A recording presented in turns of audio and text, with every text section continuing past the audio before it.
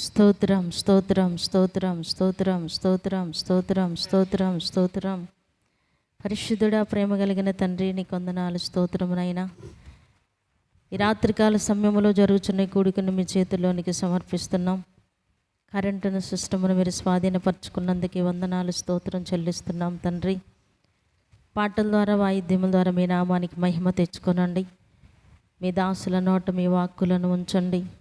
కూడి వస్తున్న ఒక్కొక్కరితో వాక్యములో నుండి మీరు మాట్లాడండి తండ్రి. మీరు మాట్లాడుచుండగా వినగల చెవిని, గ్రహించగలిగిన హృదయాన్ని మాకందరికీ దయచేయమని ప్రార్థిస్తూ, ఈ కూడిక ఆది నుండి అంతం వరకు మీరే అధ్యక్షులుగా, ప్రధాన యాజకులుగా మా మధ్యలోనికి దిగివచ్చి క్రమంగా మర్యాదగా జరిగిస్తూ ఉన్నందుకే నీకు వందనాలు, స్తోత్రం చెల్లించుకుంటూ, సమస్త మహిమ ఘనత ప్రభావం నీకే చెల్లిస్తూ యేసు నామములో అడుగుచున్నాము తండ్రి, ఆమేన్.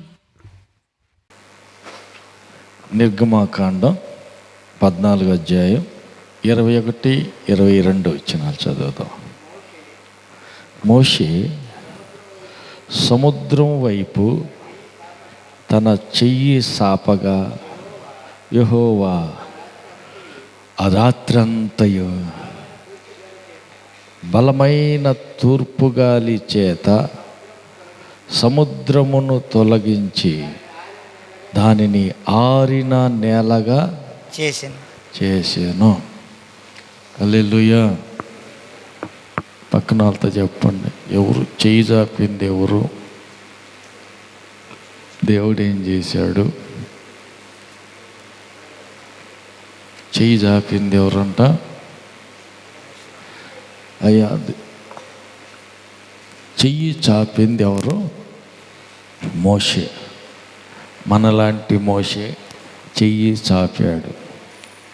దేవుడు ఏం చేశాడు? దేవుడు ఏం చేశాడంట? సముద్రమును ఆరిన నేలగా చేశాడు. ఎట్లాగా? రాత్రంతా తూర్పు గాలి పంపించాడు. ఆ తూర్పు గాలి చేత తెల్లరేలకి సముద్రం ఆరిన నేలగా తయారైపోయింది. అదేంటి?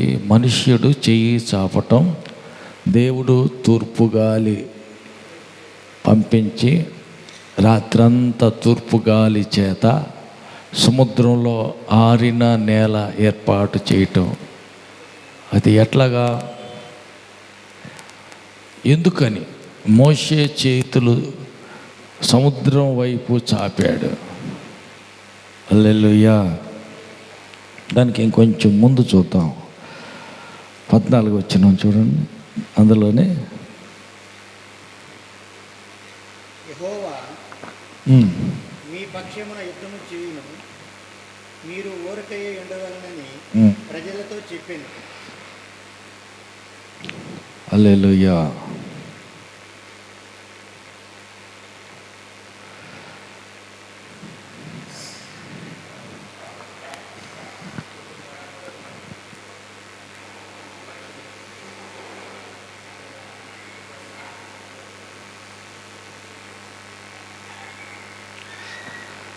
ఐగుప్తులో నుంచి దేవుడు మోషే ప్రజలను బయటికి తీసుకొచ్చాడు. తర్వాత వాళ్ళంతా సనుగుతున్నారు.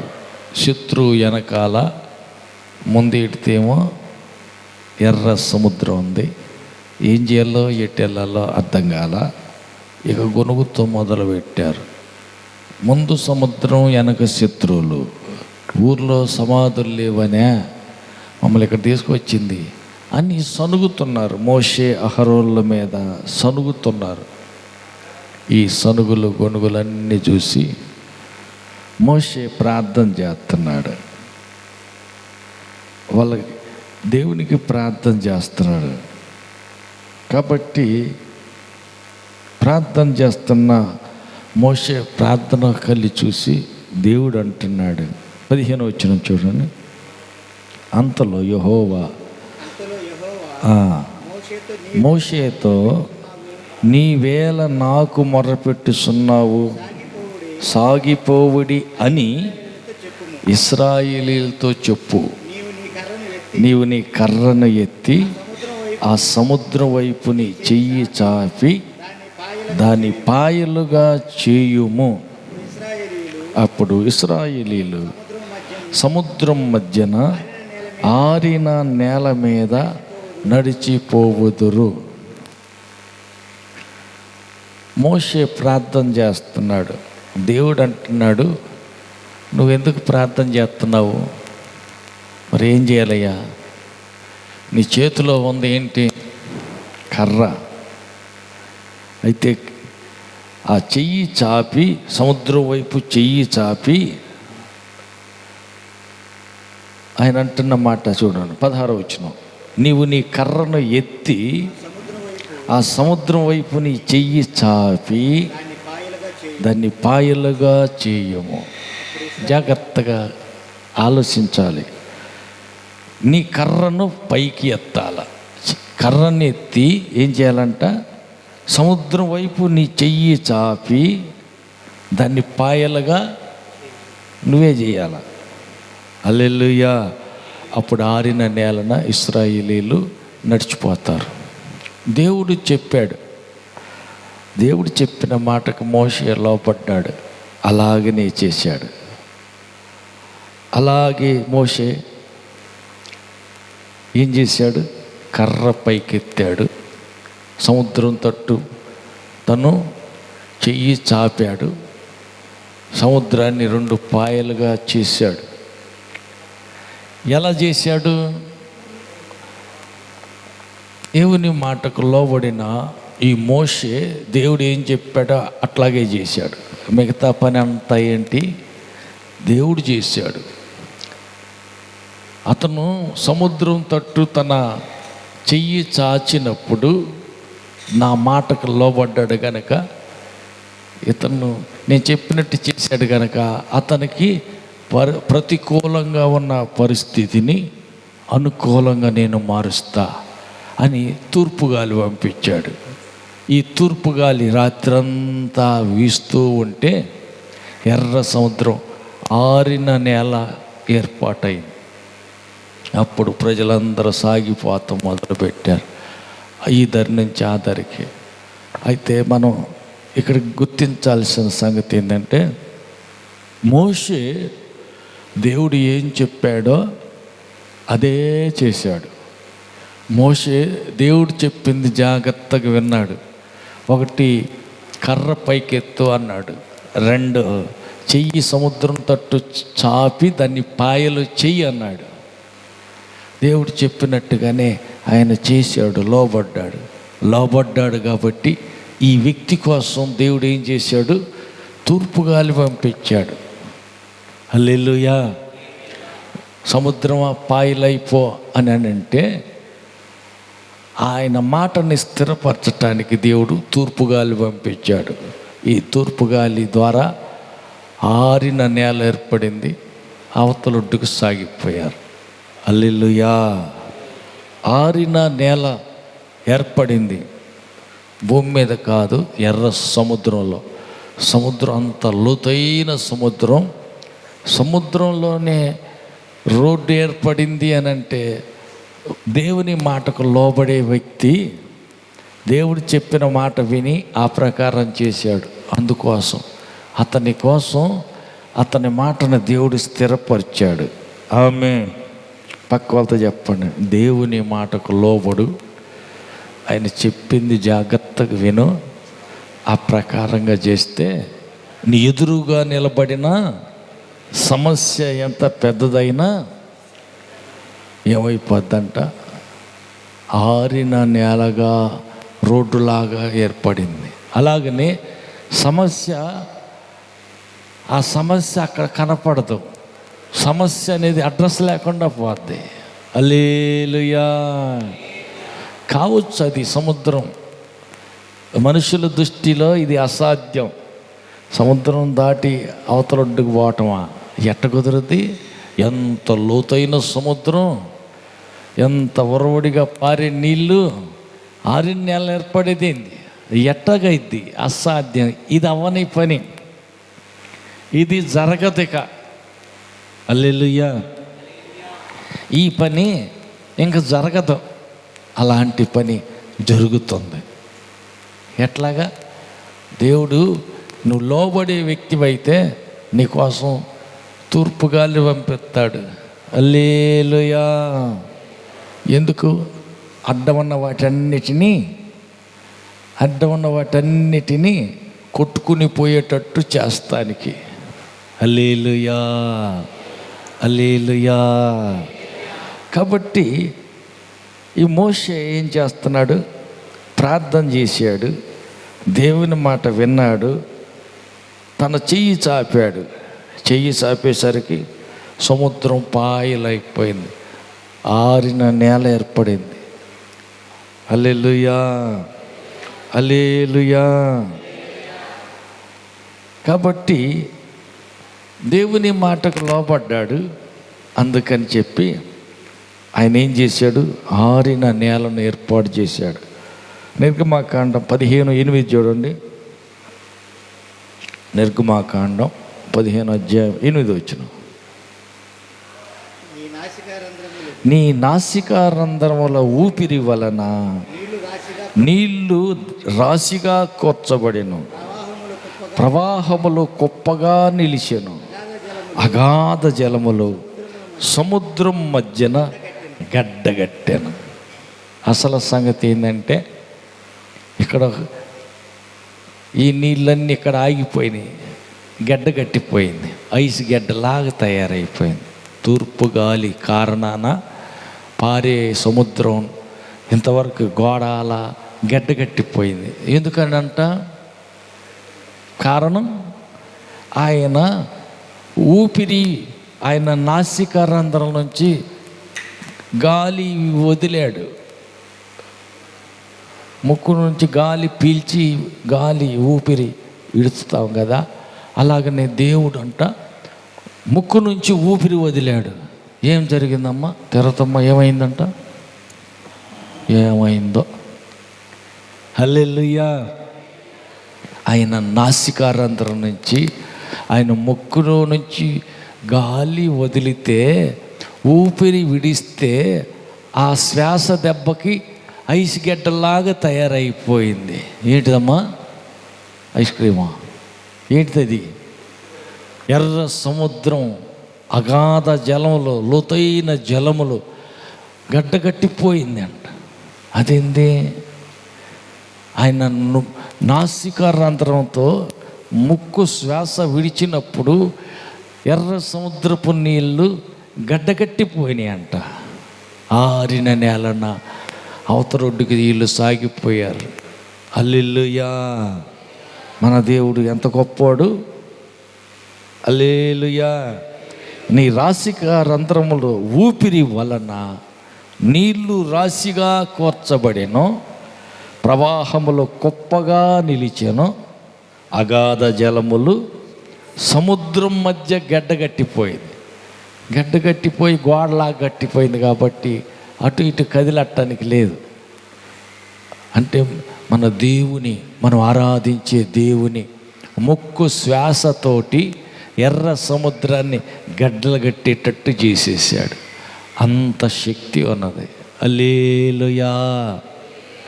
పక్కాలతో చెప్పండి, నువ్వు నమ్ముకున్న దేవుడు సాధారణమైన వాడు కాదు. ఆయన నమ్ముకున్న నీవు అసాధారణమైన వ్యక్తివి అని చెప్పాలి. నువ్వు అసాధారణమైన అద్భుతం చూడాలంటే ఏం చేయాలంట? ఆయన చెప్పిన మాట వినాలి, లోపడాలి. హల్లెలూయా. చిన్న విధేయత పెద్ద ఆశీర్వాదాన్ని తీసుకొస్తుంది. చిన్న మాటకు లోబడుట అనేది, విధేయత చూపుట అనేది, చెప్పిన మాట వెంటనే లోబడుట అనే పని నువ్వు చేయగలిగితే నీకోసం ఆయన ఏం చేస్తాడు? అసాధారణమైన అద్భుతాన్ని చేస్తాడు. ఎవరికి చేయనంత అద్భుతం భూమి మీద ఎప్పుడు కూడా. సముద్రం గడ్డలు కట్టింది లేదు, ఆనవాలు లేవు, గుర్తులు ఎక్కడ లేవు.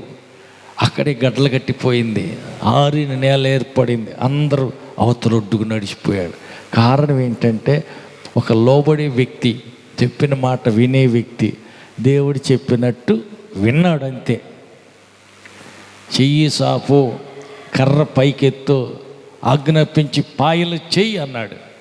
సరే ప్రభువా అన్నాడు. కానీ నేనా సముద్రాన్ని పాయలు చేసేదా? అమ్మ నేనే అటు చేస్తాను, నాకు అంత భక్తుడినే, అంత శక్తి నాకుందా అని ఏమన్నా ప్రశ్న అడిగాడు. ఎదురు ప్రశ్న ఏం మారు మాట్లాడాల. చెప్పిన మాట వెంటనే లోబడ్డాడు. హల్లెలూయా. లోబడిన వారిని, విధేయత చూపిన వారిని దేవుడు ఆశీర్వదించే దేవుడై ఉన్నాడు. అబ్రహాం తండ్రి ఇంటిని విడిచిపెట్టు, స్వదేశాన్ని వదిలిపెట్టు, నేను చూపించే దేశానికి వెళ్ళు అన్నాడు. కానీ పలానా గోవాడిల్లు లేకపోతే పలానా కొకట్లపల్లి ఇల్లు అన్నాడమ్మా. మార్తమ్మ చెప్పాడా? పలానా ఊరు వెళ్ళేది ఊరు తెలియదు, ఏ ఊరు వెళ్ళాలో ఏం తెలియదు. తండ్రి ఇంటిని విడిచిపెట్టు అన్నాడు. తట్టబుట్ట సర్దుకొని శారమ్మతో కలిసి వెళ్తుంటే, ఎక్కడికి బాబాయ్? దేవుడు వెళ్ళమన్న చోటకి వెళ్తున్నాం, అయితే నేను కూడా వస్తా అన్నాడు. లోతు ఇనికి ఈడితే వచ్చాడు. హల్లెలూయా. దారిలో సుభాషిణి ఓటోళ్ళు కనపడి, ఏమండి అబ్రహం గారు ఏ ఊరికి పోతాను అంటే, నాకు తెలియదు, దేవుడు వెళ్ళమన్నాడు, వెళ్తున్నా. హల్లెలూయా. గొప్ప జనాంగంగా చేశాడు. అబ్రహాము విశ్వాసులకు తండ్రి అయ్యాడు. ఇప్పుడు ప్రపంచమంతటిలో ఇశ్రాయేలీలు మాత్రమే కాదు, ఎంతమంది అయితే యేసుని నమ్మారో వాళ్ళందరికీ ఆయన తండ్రి అయిపోయాడు. అంత గొప్ప వ్యక్తిగా నిలబడ్డాడు. ఎందుకు? మామూలు పరీక్షలు కాదు. ఎన్ని రోజుల పరీక్ష అమ్మా? మామూలు పరీక్ష కాదు. 75 ఏళ్ళ వయసులో ఇల్లు విడిచిపెట్టు, సొంత ఊరు విడిచిపెట్టు, చూపించే దేశానికి వెళ్ళు అని అంటే చిత్తం అన్నాడు. తల వంచుకొని వెళ్ళిపోతా ఉన్నాడు. లోబడ్డాడు. ఆశీర్వదిస్తానన్నాడు, కొడుకునిస్తానన్నాడు, విస్తార జనంగా చేస్తానన్నాడు. కానీ 75 ఏళ్ళ వయసు, అప్పుడు నుంచి పరీక్ష. ఇప్పుడు దాకా 100 సంవత్సరాల వయసు వచ్చినాక అప్పుడు పుట్టాడు కొడుకు, వారసుడు. దీనికి మధ్యలో పరీక్ష జరిగింది. ఎన్ని ఏళ్ళు పరీక్ష అమ్మా? ఎన్ని సంవత్సరాలు? పక్క వాళ్ళని అడగండి. పరీక్ష ఎంతకాలం? ఆశీర్వదిస్తాను, కొడుకునిస్తానన్న దేవుడు కొడుకుని ఇవ్వటానికి ఎన్ని రోజులు పరీక్ష పెట్టాడు? ఎన్నేళ్ళు? మాట వాగ్దానం చేసింది 75 ఏళ్ళ వయసులో, కొడుకునిచ్చింది నిండు 100 ఏళ్ళ వయసులో. ఇప్పుడు ఎన్నేళ్ళు ఎదురు చూడాల్సి వచ్చింది? అమ్మ 65 ఏళ్ళ, శివమ్మ 65 ఏళ్ళ, 75 ఏళ్ళ, ఎన్నేళ్ళు ఎదురు చూడాల్సి వచ్చింది? ఇస్తాను కొడుకునన్నాడు, ఇచ్చాడు. ఎప్పటికి ఇచ్చాడు? 100 ఏళ్ళ వయసులో ఇచ్చాడు. వాగ్దానం చేసింది ఎప్పుడు? 75 ఏళ్ళ వయసులో. అప్పుడు మాట ఇచ్చాడు. ఎన్ని సంవత్సరాలు కనిపెట్టి ఉండాల్సి వచ్చింది? హల్లెలూయా, హల్లెలూయా. 25 సంవత్సరాల పరీక్ష. హల్లెలూయా. కొన్నిసార్లు మన జీవితంలో కూడా పరీక్షలు ఉంటాయి. హల్లెలూయా. చెప్పాడుగా, ఇస్తాడు. హల్లెలూయా. చేస్తాడు. కనిపెట్టుకుని ఉండాలి, లోబడి ఉండాలి, తొందరపడకూడదు. కొన్నిసార్లు మనం అడావుడి చేస్తూ ఉంటాం, తొందర చేస్తాం. శారాలాగా కొన్నిసార్లు అడావుడి చేస్తాం. ఇంకెప్పుడు ఇచ్చేది? ఆఖరితో పిల్ల పుడతారు, అట్టన్న జాక్కుందాం అని కొంచెం ఆలోచన తక్కువ, ఆవేశం ఎక్కువ. ఆలోచించాలి, ఎక్కువ ఆలోచించాలి. ఏం చేయాలంట? అడావుడి తగ్గించాలి. పక్క వాళ్ళతో చెప్పండి, పక్కన వాళ్ళతో చెప్పండి, వందనాలు. ఆలోచన ఎక్కువ చెయ్యి, అడావుడి కొద్దిగా తగ్గించు. శారాలాగా నీ కష్టాలు నువ్వే ఎందుకు తెచ్చుకుంటావు అని చెప్పండి. హల్లెలూయా. చాలామంది ఏంటంటే అడావుడి ఎక్కువ, తొందరగా ఇంకెప్పుడంట, ఇంకెన్నాళ్ళంట, ఇంకెంతకాలం చూడాలంట అంటా ఉంటాం. హడావుడి చేస్తాం, ఏదో ఒకటి చేద్దాం కానీ అని అంటారు. అట్లా కాదు. మాట ఇచ్చిన దేవుడు నమ్మదగినవాడు. ఆయన మాట విను, అర్థం చేసుకో. ఏ రీతిగా చెప్పాడో, ఏమని చెప్పాడో ఆ రీతిగా అడుగు ముందుకి. సమయం ఉంటుంది. మనం మన ఆలోచన ఏంటంటే ఇప్పుడు జరిగితే బాగుండు, అద్భుతం ఇప్పుడు కానీ బాగా అయిపోతే బాగుంటుంది. ఎప్పుడో అయితే పిల్లల్ని ఏం చేసుకోనో మసోలు అయిపోయి అంత అయిపోయాక ఇప్పుడు కానీ అయితే బాగుంటుంది. హల్లెలూయా. ఇప్పుడు కాదు. ఆయనకంటూ ఒక టైం ఉంది, నిర్ణయించిన కాలం ఉంది. ఆయన అనుకున్న కాలంలో ఆయన అనుకున్న సమయానికి చేస్తాడు. మనం తొందరపడి అడావుడి చేయకూడదు, సొంత పెత్తనం చేయకూడదు. హల్లెలూయా. యుద్ధానికి వెళ్ళమంటావా వద్దా ప్రభువా? దావీదు ప్రార్థన చేశాడు. ఎల్లు. ఎప్పుడు అంటావా? ఆ చెట్టు కళ్ళి చూస్తుండో, ఆకు ఎప్పుడు కదులుద్దో, గాలి ఎప్పుడైతే వేస్తుందో అప్పుడు కదులు. అది రైట్ టైం, యుద్ధం చేస్తానికి సరైన సమయం అని అప్పుడు కదులు. అలాగే ప్రభా అక్కడే మోకరించి ఆ చెట్టు ఆకు కళ్ళే చూస్తా ఉన్నాడు. ఎప్పుడైతే ఇంకా కదులుద్ది, ఆకు ఇంకా కదులుద్ది, వెళ్దాం యుద్ధానికి అని అంటే కదలతలా, కంగారు పడలా, అడావుడిగా వెళ్ళలా, వేచి ఉన్నారు, కనిపెట్టుకుని ఉన్నారు. ఉండి ఆకు కదిలింది. ఎప్పుడైతే చెట్టు ఆకు కదిలిందో రెడీ యుద్ధానికి, ఇప్పుడు టైం ఇదే రైట్ టైం, పదండి అని చెప్పి సైన్యాన్ని తీసుకుని యుద్ధానికి వెళ్తే యుద్ధంలో విజయం కలిగింది. ఆమె శత్రువులు ఓడిపోయారు, ఇశ్రాయేలీయులు గెలిచారు. కారణం ఏంటంటే వెళ్ళమంటావా వద్దంటావా అడగాల, ఒకటి. రెండవది ఎప్పుడు వెళ్ళమంటావు? హల్లెలూయా, హల్లెలూయా. ఎప్పుడు వెళ్ళమంటావు? శారమ్మ ఏంటంటే ఇప్పుడు పుడితే పిల్లలు బాగుంటుంది, కానీ వయసులో ఇప్పుడు కాక ఎప్పుడో అంత అయిపోయినాక సౌదాలకు కాటికి వచ్చాక అప్పుడు ఇస్తే ఏ సుఖం, ఇప్పుడు ఇవ్వాలి. కానీ పిల్లల్ని కొంతమంది ఆలోచన ఏంటంటే వాళ్ళు అనుకున్న టయానికి దేవుడు ఇవ్వాలి. అట్లా కాదు. ఆయనకంటూ ఒక టైం ఉంది. ఇస్తానన్నవాడు తప్పక ఇస్తాడు, చేస్తానన్న దేవుడు తప్పకుండా చేస్తాడు. అడావుడి చేయకూడదు. ఆయన సమయం వచ్చేదాకా, ఆయన సమయం వస్తుంది, ఆయన సమయం వచ్చేదాకా అణిగి మణిగి ఆయన చేతి కిందే ఉండాలి. సుబ్బారావు ఎక్కడ ఉండాలంటయ్యా? ఎక్కడ ఉండాలంట?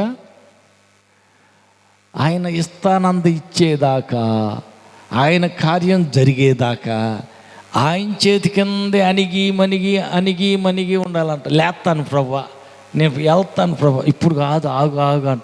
మెడ నిప్పి పడుతుంది, నువ్వే చేయి పెట్టి అనగదొక్కుతుంటివి, నన్ను లేచిపోతానంటే ఇప్పుడు కాదు ఆగు అంటుంటివి. ఆగి ఇసుకు పుడుతుంది ప్రభా, ఇవి వెళ్తాను ఇంకా నేను, నువ్వు వెళ్ళమన్నాక వెళ్తా. అట్ట కాదు, ఆగు, నేను నియమిత కాలాన నేను చేస్తా. నిర్ణయ కాలం వచ్చినప్పుడు మనకు శిశువు పుట్టాను, యేసుప్రభు పుట్టాడు. ఎప్పుడు? సరైన సమయం వచ్చింది, దేవుడు నిర్ణయించిన సమయం వచ్చింది, అప్పుడు పుట్టాడు. అలాగనే నిర్ణయ కాలం వచ్చింది, ఆనవాళ్ళు సూచన చూపించాడు. ఆకు కదిలింది యుద్ధానికి, ఇప్పుడే టైం వెళ్ళు అన్న సూచన దొరికింది, అప్పుడే వెళ్ళటం మొదలుపెట్టాడు. అప్పుడు జయం కలిగింది. అందుకే మనం ఏం చేయాలంటే దేవుని సమయం కోసం కనిపెట్టుకుని ఉండాలి. దేవుని మాట జాగ్రత్తగా వినాలి. ఏం చేయమంటున్నాడో వినాలా, ఎప్పుడు చేయమంటాడో వినాలి, అర్థం చేసుకుని ఆ టైంలో చేయాలి. ఎప్పుడు పడితే అట్లా చేస్తే కుదరదు, ఎట్ట అయితేలే. కానీ కాదు, ఒక టైం అంటూ ఉన్నది. హల్లెలూయా. చేతులు ఎత్తాడు, దేవుడు చెప్పినట్టు చెయ్యి చాపాడు, కర్ర పైకెత్తాడు, చెయ్యి సముద్రం తట్టు చాపాడు, పాయలు చేశాడు. ఇది పాయలగునుగాక అని చెయ్యి సముద్రం తట్టు చాపటం వరకే ఆయన చేసిన పని. మిగతా పని ఎవరు చేశారు? దేవుడు చేశాడు. ఎట్లా చేశాడు? తూర్పు గాలి పంపించాడు, ఆయన ముక్కు నుంచి తూర్పు గాలంటే ఆయన ముక్కులో నుంచి నాసిక రంధ్రంలోంచి ఊపిరి శ్వాస వదిలాడు. ముక్కు శ్వాస వదిలితే ఎర్ర సముద్రం మీద తూర్పు గాలి ప్రవహించింది. ఆ గాలి దెబ్బకి సముద్రపు నీరు గడ్డ కట్టిపోయింది, ఆరిన నేల ఏర్పాటైంది. అంతటి గొప్ప శక్తి కలిగిన దేవుడు. హల్లెలూయా, హల్లెలూయా, హల్లెలూయా, హల్లెలూయా. 78వ అధ్యాయం 13వ వచనం, కీర్తన 78:13.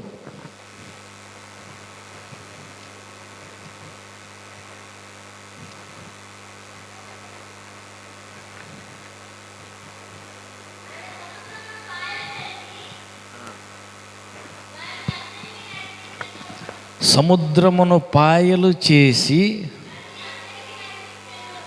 హల్లెలూయా. ఇక్కడ కొంచెం మనం ఆలోచించాల్సిన మాట ఉంది. నాకెందుకు మొర్ర పెడుతున్నావు? చెయ్యి చాపి కర్ర ఎత్తి, ఇందాక చదివిన మాట చూడమ్మా, కర్ర ఎత్తి సముద్రం వైపు చెయ్యి చాపి దాన్ని పాయలు చెయ్యి అన్నాడు కదా. ఎన్నో వచనం? 21, నిర్గమాకాండం 14వ అధ్యాయం 21వ వచనం. మోషే, నువ్వెందుకు నాకు మొర్ర పెడుతున్నావు? సాగిపోవుడి అని ఇశ్రాయేలీలతో చెప్పుము. నీవు నీ కర్రను ఎత్తి ఆ సముద్రం వైపు నీ చెయ్యి చాపి దాని పాయలుగా చేయుము. ఏం చెప్పాడు దేవుడు మోషేతోటి? పాయలుగా నువ్వే చెయ్యి అన్నాడు. అవును కదా. మరి ఎక్కడేంది 78వ అధ్యాయం 13వ కీర్తనలో మనం ఈ మాట చదువుతున్నాం ఏంటి? మళ్ళీ చదువు 78. ఆయన సముద్రమును పాయలుగా చేసి వారిని అద్దరికి నడిపించాడు. హల్లెలూయా, హల్లెలూయా. ఆయన ఏం చేశాడంట? సముద్రాన్ని పాయలు చేసింది ఆయనే, ప్రజలందరినీ అవతల ఒడ్డుకు నడిపించింది ఆయనే, నీటిని రాశిగా నిలబెట్టింది ఆయనే. మరి ఈయన ఏం చేశాడు? మోషే పాయలు చేయమంది దేవుడే, చెయ్యి పైకెత్తమన్నది దేవుడే, కర్ర పైకెత్తమంది దేవుడే. అయితే పాయలుగా చేయమన్నాడు కాబట్టి ఎర్ర సముద్రం పాయలగునుగాక అన్నాడు. కర్ర పైకెత్తాడు, సముద్ర తట్టు చెయ్యి చాపాడు, సముద్రం పాయలగునుగాక. అంతవరకు ఆయన చేసిన పని. మిగతా పని అంతా ఎవరు చేశారు? 1, నాసిక రంధ్రం నుంచి అని ముక్కుతోటి శ్వాస వదిలాడు, దేవుడే చేశాడు ఆ పని. 2వది, అదే తూర్పు గాలిగా ఆ గాలి విసిరినందువల్ల సముద్రం అంతా గడ్డగట్టిపోయింది. అక్కడి నుంచి అటు ఐస్ గడ్డలల్లా, ఇటు ఐస్ గడ్డలాగా గడ్డగట్టిపోయింది. ఏకరాశిగా నిలబడిపోయింది. గడ్డగట్టేటట్టు చేశాడు, ఏకరాశిగా నిలబడేటట్టు చేశాడు, మధ్యలో ఆరిన నేలగా చేశాడు. వారందరినీ అవతల ఒడ్డుకి దేవుడే నడిపించాడు. హల్లెలూయా, హల్లెలూయా. ఇవన్నీ చేయటానికి కారణం మోషే విధేయత. హల్లెలూయా. అక్కడ కూడా ఆయన అంటాడు కదా, మీరు ఊరకనే నిలిచి ఉండండి, మీరేం చేయొద్దు, దేవుడి కార్యాన్ని కల్లారా ఊరకనే నిలబడి చూడండి అంతే. మిగతా ఆయన చేసే పని అంతా ఆయన చేస్తాడు, ఊరకనే నిలిచి చూడండి అని. అంటే దేవుడు మన కోసం ఏదైనా చేస్తాడు. అయితే మరి ఏం చేయాలంట? పక్క వాళ్ళతో పలకరించి చెప్పండి. కేవలం లోబడు, ఆయన చెప్పేది ఏందో జాగ్రత్తగా విను, విన్నదాని ప్రకారం నువ్వు చెయ్యి. ఏది వద్దంటాడో దాన్ని వదిలిపెట్టు, ఏది చెయ్యమన్నాడో అది చెయ్యి, మిగతా పనులన్నీ ఆయనే చూసుకుంటాడు. హల్లెలూయా, హల్లెలూయా. తర్వాత మరొక మాట మనం చూస్తాం.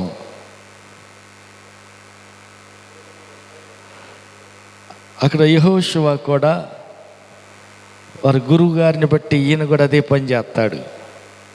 చేతులు ఎత్తటం అలవాటు.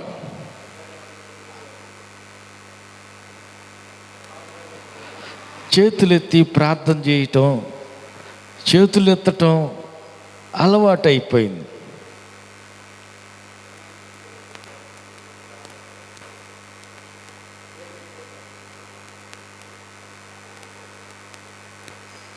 యెహోషువ గ్రంథం చూడండి, 3వ అధ్యాయం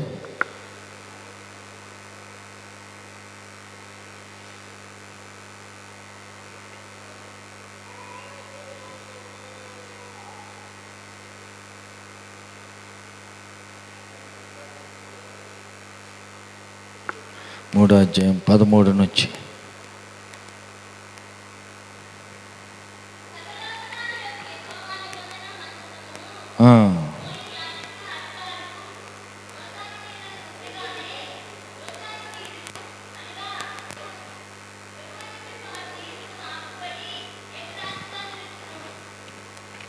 హల్లెలూయా, హల్లెలూయా. ఇక్కడ యెహోషువకి ఒక ఐడియా వచ్చింది. యొర్దాను అడ్డం వచ్చింది, అవతలొడ్డుకి సాగిపోవాలి. ఏం చేయాలి ప్రభు అంటే, ప్రభు ఒక ఆలోచన చెప్పాడు, ఇలా చేయమని. ఏమని చెప్పాడు అని చెప్పింది ఏంటంటే, యాజకులు, మందసాన్ని మోసే యాజకులు మందసం భుజం మీద పెట్టుకుని ముందుకు సాగాల. హల్లెలూయా. కాబట్టి మందసం వాళ్ళ భుజాల మీద ఉంది. యాజకులు మందసాన్ని మోస్తూ ఉన్నారు. మోస్తూ ఎర్రసం యొర్దాను నది అడ్డం ఉంది కదా. ఇది ఎట్లా అంటే, నేను చెప్పినట్టు మందసాన్ని మోస్తూ అడుగులు ముందుకేయండి అన్నారు. ఏమండి యెహోషువ గారు, యొర్దాను నదిలో కొట్టుకుపోతామేమో, మునిగిపోతామేమో అనలా. ఆయన చెప్పిన మాట వీళ్ళు విన్నారు. దేవుడు చెప్పిన మాట యెహోషువ విన్నాడు. యెహోషువ మాట యాజకులు విన్నారు. కాబట్టి లోబడ్డారు. యాజకులు లోబడి ఎదురేం చెప్పకుండా మందసం భుజాల మీద ఉన్నది మోస్తూ ఉన్న యాజకులు అరికాలు వచ్చి యొర్దానుకు తగిలింది. అంతే, ఏకరాశిగా వెనక్క పరిగెత్తుకెళ్ళిపోయి నీళ్లు నిలబడిపోయినాయి. ఆరిన నేలన ప్రజలందరూ అవతల ఒడ్డుకు చేరిపోయారు. హల్లెలూయా, హల్లెలూయా. ఎప్పటి వరకు ఉన్నారు? ఆఖరి మనిషి ఒడ్డు చేరేదాకా యొర్దాను మధ్యలోనే వాళ్ళు అట్లాగే ఉన్నారు. హల్లెలూయా. కాబట్టి యుద్ధానికి వెళ్ళేటప్పుడు చేతులు చాపి యుద్ధం అయ్యేదాకా ఈట పట్టుకొని చాపమని యెహోషువతో దేవుడు చెప్పాడు. ఆ సాచిన కర్ర, చేత్తో పట్టుకొని సాపిన కర్ర, ఈట అలాగనే సాపే ఉంచాడు. కర్ర పట్టుకుని ఒట్టి చేయి కాదు సాపి ఉంచటం, హాయి పట్టణం తట్టు ఈట పట్టుకుని చెయ్యి అలాగే సాపి ఉంచాల. ఇప్పుడు దాకా శత్రువులు పూర్తిగా నాశనం అయిన దాకా, యుద్ధం అయిపోయేదాకా అలాగనే సాచి ఉంచాడు. మోషే యెహోషువ లోబడ్డాడు. చెయ్యి ఎత్తి ఉంచుట అంటే కష్టమే. ఒట్టి చెయ్యి ఎంతసేపు అని సాపి ఉంచుతాం, మరి ఈట పట్టుకుని నిలబడాల, అది ఇంకా కష్టం. హల్లెలూయా. కష్టమైన భరించారు. హల్లెలూయా. యాజకుల భుజాల మీద యొర్దాను నదిలో మందసం ఉన్నది. బరువైన మందసపు పెట్టె భుజం మీద పెట్టుకొని యాజకులు యొర్దాను నదిలో సగానికి వచ్చి ఆగిపోయారు. ఆఖరి మనిషి ఒడ్డుకు చేరిందాక బరువు మోస్తూనే ఉన్నారు. కాళ్ళు నొప్పులు పడతాయా? పక్క వాళ్ళని అడగండి. యాజకులకి కాళ్ళు నొప్పులు ఏమైనా వస్తాయా? పక్కన వాళ్ళని తట్టి అడగండి. ఏముంది ఊరక నిలబెట్టమేగా అంటారా? కాదు, మందసపు పెట్టి కూడా ఉంది భుజాన. బరువైనటువంటి మందసపు పెట్టే భుజాన ఉంది. మరి యాజకులకి కాళ్ళు నొప్పులు వస్తాయి అంటవా? ఎందుకు రావు? కాసేపు కాదు, లక్షల మంది యొర్దాను నది దాటి అవతల గొడ్డు చేరేదాకా యాజకులు అక్కడే నిలబడాలి. బరువైన కాళ్ళు నొప్పులు వచ్చినా, కాళ్ళకి సీమలు ఎక్కినా గీరుకోవటానికి లేదు, తుడుచుకోవటానికి లేదు. పైన మందస్సు ఉన్నది, మందస్సు పెట్టి భుజాన ఉంది, ఏం కదిలట్టడానికి లేదు. ఇక హల్లెలూయా. భారభరితమైన సేవ, మందసాన్ని మోసే పరిచర్య, సేవ సహించారు. హల్లెలూయా. కొంతమందికి సేవ అంటే కష్టం, చాలా బాధ, బరువు మొయ్యాల. అబ్బో ఏడ ఇట్లా కుదరదు. హల్లెలూయా. సేవ అంటే సావే. మందసం మోయటం అంటే, అంతసేపు మోసుకుంటూ కూర్చోవటం అంటే సామాన్యమైన పని కాదు. హల్లెలూయా. కాబట్టి భారభరితమైంది ఆ సేవ. యాజకులు అక్కడ నిలబడ్డారు కాబట్టి అటు ఇటు నీళ్లు కదిలాడలేదు. నేరుగా అందరూ అవతల ఒడ్డుకు చేరిన దాకా, అందరూ అవతల ఒడ్డుకు చేరిపోయిన దాకా ఓర్పుతోటి యాజకులు అక్కడే నిలబడి ఉన్నారు. హల్లెలూయా. యాజకులు కానీ బరువుగా ఉంది, ఏం మొత్తం ఇంతసేపు అని మొయ్యాలా అని దింపెత్తే మిగతా వాళ్ళు రక్షించబడతారా? అందరు యోద్ధాను దాడతారా? లేదు. కాబట్టి ఓర్పుతోటి భారమైనా కానీ భరించుతూ అక్కడే ఉన్నారు. తర్వాత మరొక మాట చూద్దాం, చూడండి.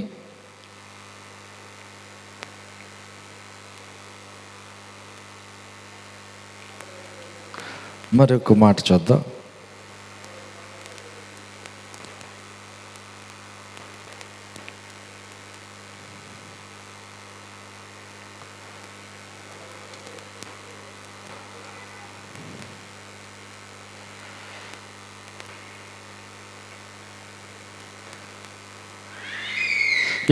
యెహోషువ గ్రంథం 4వ అధ్యాయం 18 వచ్చాను చూడండి. యెహోషువ 4:18. యెహోవా నిబంధన మందసమును మోయు యాజకులు యోర్దాను నడుము నుండి ఎక్కి వచ్చినప్పుడు ఆ యాజకుల అరికాళ్ళు పొడి నేలన నిలువగానే యోర్దాను నీళ్ళు వాటి చోటుకి ఎప్పటి వలె మరలా దాని గట్లన్నిటి మీద పొర్లి పారెను. హల్లెలూయా. ఈ యోర్దానును ఆపింది ఏంటంట? మందసాన్ని మోసే యాజకుల పాదాలు. ఆ పాదాలు ఒడ్డుకు చేరాయి.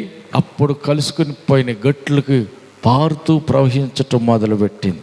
ఎందుకంటే లోబడినటువంటి యాజకుల కాళ్ళు ఎందుకని సుందరం అంటే, సువార్త మోయేవారి పాదములు సుందరములు. ఎందుకు సుందరాలు అని అంటే, వాళ్ళ భుజాన్ని మీద మందసపు పెట్టి ఉంది, మందసాన్ని మోస్తున్నారు. హల్లెలూయా. ఇప్పుడు యోర్దాను ఆగిపోయింది, ప్రవహించే నీళ్లు ఏకరాశిగా నిలబడ్డాయి. ఆరిన నేలన అందరూ దాటిపోయారు. కారణం ఏంటంటే, యాజకుల కాళ్ళలో ఏం లేదు, కానీ ఏముందంటమ్మా? అమ్మో, యాజకుల కాళ్ళు తగలగానే యోర్దాను పాయలైంది. వాళ్ళ కాళ్ళకి ఏమన్నా కరెంట్ ఉందా? స్విచ్ చేయగానే లైట్ వెలిగినట్టు యోర్దాను నదికి యాజకుల కాళ్ళు తగిలిన వెంటనే యోర్దాను నది వెనక్కి పరిగెత్తుకుంటూ పోయిందే. యాజకుల కాళ్ళల్లో ఏమన్నా స్విచ్ ఉందా ఏంటి? ఏముంది? హల్లెలూయా. యాజకుల కాళ్ళు తగలగానే అంటే యాజకుల కాళ్ళు కాదు, పవర్ ఉంది, శక్తి ఉంది. మరి ఎక్కడయ్యా? వాళ్ళ భుజాల మీద ఉన్నదే మందసం. ఆ మందసం మోస్తూ ఉన్నారు కదా. హల్లెలూయా. యేసయ్య గాడిద మీద ఎక్కి కూర్చున్నాడు, బట్టలు పరుస్తున్నారు, చెట్లు కొమ్మలు తెచ్చేస్తున్నారు. గాడిద నడుస్తుందా? ఈ బట్టల మీద యేసుప్రభు నడుస్తున్నాడా? గాడిదకి వేసారా ఈ బట్టలన్నీ? పక్క వాళ్ళని అడగండి. గాడిదికా బట్టలు పరిచింది ఎక్కి కూర్చున్న యేసు ప్రభువుకా? ఎవరికి? యేసయ్య ముఖం చూసి ఈ బట్టలు వేశారు. హల్లెలూయా. పక్క వాళ్ళకి చెప్పండి, నీకు ఏదన్నా గౌరవం వచ్చిందంటే ఘనత వచ్చా నీ ముఖాన్ని చూసి కాదు, నీలో ఉన్న యేసయ్యను బట్టే ఘనత. హల్లెలూయా, హల్లెలూయా. యాజకుల కాళ్ళకు తాకిన వెంటనే యొర్దాను ఆగిపోయింది, ఏకరాశిగా నిలబడింది. వాళ్ళ పాదాలు ఒడ్డుకు చేరిన వెంటనే మళ్ళీ యొర్దాను నది యథారీతిగా కలిసిపోయింది.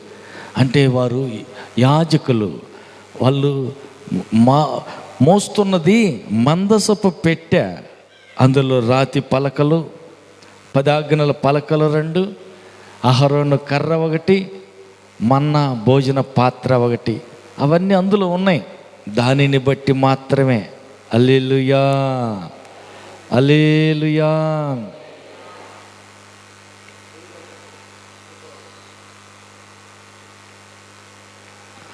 తర్వాత నిర్గమకాండం 14:27 చూడండి.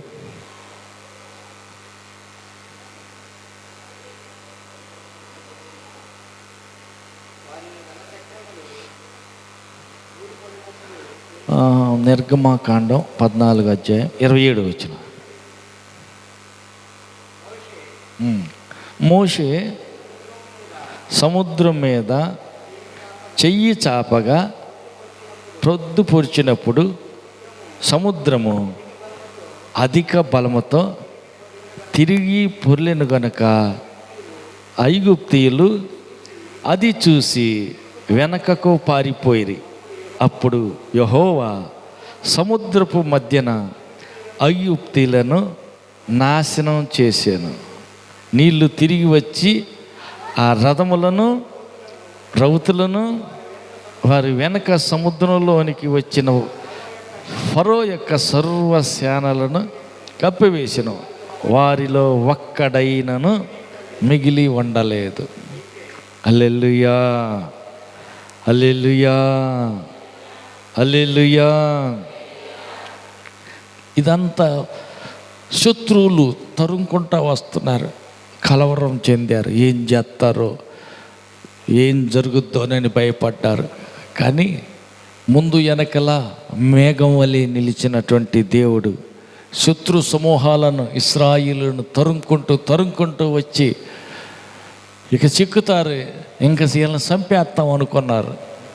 కానీ తరుముకుంటూ వచ్చిన శత్రువులు ఎర్ర సముద్రంలో కొట్టుకుని పోయారు, ఒక్కడు కూడా మిగలలేదంట. హల్లెలూయా, హల్లెలూయా. కాబట్టి మోషే చేతులెత్తినప్పుడు ఇశ్రాయేలులకు యుద్ధంలో విజయం కలుగుతుంది. మోషే చేతులు దించినప్పుడు ఇశ్రాయేలీలు యుద్ధంలో ఓడిపోతున్నారు. అయితే ముసలి వ్యక్తి అయిపోయాడు మోషే. పక్కన ఇద్దరు యవనస్తులైన ఇద్దరు చేతులు పైకెత్తి పట్టుకున్నారు. యుద్ధం ఆగే వరకు, ఇశ్రాయేలీలకు విజయం కలిగే వరకు మోషేకి సపోర్టుగా ఇద్దరు వ్యక్తులు నిలబడ్డారు. బండ మీద మోషేని కూర్చోబెట్టి అటొకరు ఇటొకరు చేతులు పైకెత్తి పట్టుకున్నారు. మోషే చేతులు ఎత్తే ఉన్నాడు కాబట్టి శత్రువులు అపజయం పొందుతున్నారు, ఇశ్రాయేలీలు విజయమే కలుగుతా వచ్చింది. హల్లెలూయా. అంటే చేతులు ఎత్తితే సముద్రం పాయలైపోయింది, చేతులు ఎత్తితే యుద్ధంలో విజయం కలిగింది. చేతులు చాపితే ఏం జరుగుతుంది? యుద్ధంలో విజయం కలుగుతుంది. అందుకని మనం కూడా ఏం చేయాలంట? చేతులెత్తి ప్రార్థన చేయాల. హల్లెలూయా. చేతులెత్తితే విజయం మనదే. ఆమేన్. చేతులెత్తితే ఎర్ర సముద్రం పాయలైపోయినట్టు అడ్డం వచ్చిన సమస్యలన్నీ తొలగిపోతాయి. తరుముకొచ్చే శత్రువులంతా కొట్టుకొని పోతారు. అందుకే మనం ఏం చేయాలంట? అయ్యా నాకు ఈ కష్టం వచ్చింది, అయ్యా ఈ సమస్య వచ్చింది, నువ్వు ఎక్కడున్నావు, నిద్రపోతున్నావు, ఏంది యేసయ్యా, తొందరగా రాయ్యా, అందరు విడిచిపెట్టారు ఇప్పుడు రాయ్యా. ఏదో పాట ఉంటుంది కమ్మో, అందరు విడిచిపెట్టారు, ఎవరు లేక ఏందంటయ్యా, ఒంటరిని పని ఇప్పుడు రాయి అయ్యేసయ్యా, నువ్వు తొందరగా రాయ్యా అని పాట కూడా ఉంది కదా. కాబట్టి అందరు విడిచిపెట్టినాక ఒంటరి అయినాక అప్పుడు కావాలంట యేసయ్య. హల్లెలూయా. కొన్నిసార్లు పరిస్థితులు కూడా అట్లాగే దేవుడు చేస్తాడు. అందరు విడిచిపెట్టేటట్టు చేస్తారు, ఎవరు పట్టించుకోరు, అందరూ విడిచిపెడతారు. అన్ని పరిస్థితులు దారాలన్నీ మోయబడ్డట్టే, అన్ని దారులు మూసుకుపోయినట్టయి అయినప్పుడు ఇప్పుడు రాయ్యా యేసయ్యా, ఇంకెవరున్నారయ్యా, నువ్వు రాయ్యా, తొందరగా రాయ్యా అని అప్పుడు ప్రార్థన చేస్తాం. అవన్నీ ఎందుకంటే మనకి పరిస్థితులన్నీ అనుకూలమయ్యేటట్టు ఆయన తట్టే చూడటం కోసమని. హల్లెలూయా. అయితే సూత్రం ఏంటంటే, మోషే చేతులు ఎత్తినప్పుడు ఎర్ర సముద్రం పాయలైంది. హల్లెలూయా. మోషే చేతులు ఎత్తినప్పుడు యుద్ధంలో విజయం కలిగింది. యెహోషువ చెయ్యి చాపినప్పుడు హాయి పట్టణం మీద జయం కలిగింది. అందుకే మనం కూడా ఏం చేయాలంట, చేతులెత్తి ప్రార్థన చేయాలి. హల్లెలూయా. మొదట మాట ఏం చేయాలంట, దేవుని మాట శ్రద్ధగా వినాల, విధేయత చూపాల. ఆయన ఏం చెబుతున్నాడో జాగ్రత్తగా విని ఆయన చెప్పినట్టుగాని చేస్తే మిగతా పనులన్నీ ఆయనే చూసుకుంటాడు. పాయలు చేయమని చెప్పింది దేవుడే, కానీ పాయలు చేసింది దేవుడే. అయితే ఆయన ఏం చేశాడు, చెయ్యి జాపు అన్నాడు, కర్ర పైకెత్తు అన్నాడు, లోబడ్డాడు. అట్లాగే మనం కూడా లోబడదాం. అద్భుతాలన్నీ ఆయనే మన పక్షాన చేసేటట్టు ఆయనకు అవకాశం ఇద్దాం. ఆమేన్. కాబట్టి ఇప్పుడు మనం ఏం చేయాలంట, చేతులెత్తి ప్రార్థన చేసి ఆజ్ఞాపించాలి. మోషే చేతులెత్తి ఏం చేశాడు, ఎర్ర సముద్రం పాయలైపోదుగా కా అన్నాడు. అట్లాగే జరిగింది కదా. పాయలు చేసిందంతా దేవుడే, కాకపోతే ఆయన పలకమన్న మాట పాయలు చెయ్యమన్నాడు. కాబట్టి యేసు నామములో ఎర్ర సముద్రం పాయలైపో అన్నాడు కదా. అట్లాగే మనం కూడా ఏం చేయాలా, మన ఎదురుగా నిలబడిన సమస్య యేసు నామములో తొలగిపో అని ఆజ్ఞాపించాలి. మరి చేతులెత్తి ఆజ్ఞాపిద్దాం, మోషేలాగా లేచి నిలబడదాం. అందరూ లేచి నిలబడదాం.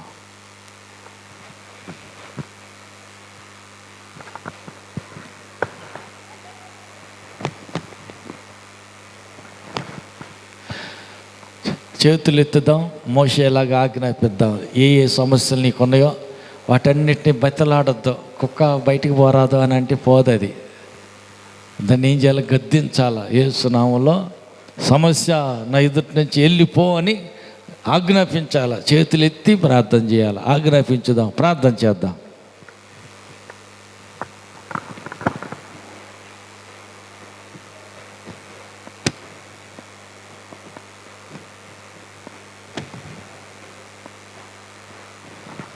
సౌండ్ రాట్లా, ఎవరికి ఏ సమస్యలు లేవు అట్టుకుందిగా. కుక్క నట్ట మమ్మంటే పోదు. అది బతిలాడితే మమ్మ కదా మై కదా కుక్క బయటికి పో అని బతిలాడితే కాదు, గద్దించితే వెళ్ళిపోద్ది. నీ సమస్య, నీ వ్యాధి, నీ లోటు, నీ కొరత, నీ బాధ వాటితోటి మాట్లాడు. యేసు నామములో ఆజ్ఞాపిస్తున్నాను, నా ఎదురుగా ఉండకూడదు, వెళ్ళిపో అని ఆజ్ఞాపించండి. తండ్రి ఆమేన్. కృపగల తండ్రి, నీకు వందనాలు. నీకు విధేయులైన వారి ఎదుట దేవా అసాధారణమైన అద్భుతాలు చేయువాడు నువ్వు తోడున్నందుకు నీకు స్తోత్రాలయ్యా. మోషే నీ మాటకు లోబడినప్పుడు, విధేయత చూపినప్పుడు అసాధారణమైన నినాసికారంధ్రం నుంచి ఊపిరి విడిచి ఎర్ర సముద్రాన్ని గడ్డల కట్టేటట్టు చేసి ఆరిన నేలన అద్దరికి జనులను నడిపించిన మహాశక్తివంతుడా నీకు స్తోత్రాలు. దేవాన్ని మీకు విధేయత చూపు వారిగాను నీ అందే ఆశ పెట్టుకొని నీ తట్టు చేతులెత్తి మా ఎదురుగా నిలబడే సమస్యలన్నిటినీ పటాపంచలు చేయగలిగిన సమర్థులుగాను నీ వీళ్ళకొక్కరిని సిద్ధపరచమని ప్రార్థిస్తున్నా. ఆజ్ఞాపించే ఏ సమస్యలైతే తొలగిపోవలసిందిగా ఆజ్ఞాపించారో ఆ సమస్యలన్నీ యేసు నామములో తొలగిపోవునుగాక. బిడ్డల మార్గంలో ఎదగకుండా అడ్డుగా వచ్చే అభ్యంతర గోడలన్నీ యేసు నామములో కూలిపోవునుగాక. వారికి ఉన్న ఆర్థిక సమస్యలనే గోడలన్నీ యేసు నామములో కూలిపోవునుగాక. వారికి ఉన్న అనారోగ్యం అనే ప్రతి కోట గోడలు యేసు నామములో సదరమైపోవునుగాక. నిబిడల మార్గం వర్ధిల్లకుండా, విస్తరించకుండా, అభివృద్ధి పొందకుండా అడ్డుగా వచ్చే ప్రతి దుష్ట దురాత్మ శక్తులను యేసు నామములో సదరమై సదును భూమిగా మారునుగాక. బిడ్డలు నీకు లోబడుతూ నీ మాటకు విధేయత చూపుతూ ఉండగా నీ బిడ్డల కొరకై అసాధారణమైన అద్భుతాలు మీరు చేయుదురుగాక. ఆ రీతిగా కృప చూపించినందుకై స్తుతిస్తూ బిడ్డల ప్రార్థన మనవులన్నీ అంగీకరించినందుకై వందనాలు చెల్లిస్తున్నాం. రేపటి ఆరాధన ఆశీర్వాదంగా జరిగించండి. వంట చేసేవారిని, పరిచర్య చేస్తున్న బిడ్డలందరినీ దీవించండి. సరుకులు తెచ్చేవారిని, కూరగాయలు తెచ్చేవారిని, ప్రతి ఒక్కరిని మీరు ఆశ్రయించి తగిన ప్రతిఫలం నీ బిడ్డలందరికీ దయచేయమని, దూర ప్రాంతాల నుంచి వస్తున్న బిడ్డలందరినీ సకాలానికి నీ సన్నిధికి తోడుకుని వచ్చి విస్తారమైన జన ప్రవాహాన్ని మీ మందిరానికి మీరే తోడుకొచ్చి నీ చేత దీవించబడి వర్ధిల్లి వారిగా అభివృద్ధిపరిచి ఆశీర్వదించి ఘనత మహిమా ప్రభావాలు మీరు పొందుకోమని ఆశీర్వదించమని యేసు నామములో వేడుకుంటున్నాము తండ్రి. ఆమేన్. మన ప్రభువైన యేసుక్రీస్తు కృపయు, తండ్రి అయిన దేవుని ప్రేమయు, పరిశుద్ధాత్మని యొక్క అన్యోన్య సహవాసము కుడి వచ్చిన మనకును సర్వలోక పరిశుద్ధులందరికీ సదాకాలం తోడయుండి నడిపించునుగాక. ఆమేన్. హల్లెలూయా, హల్లెలూయా, హల్లెలూయా.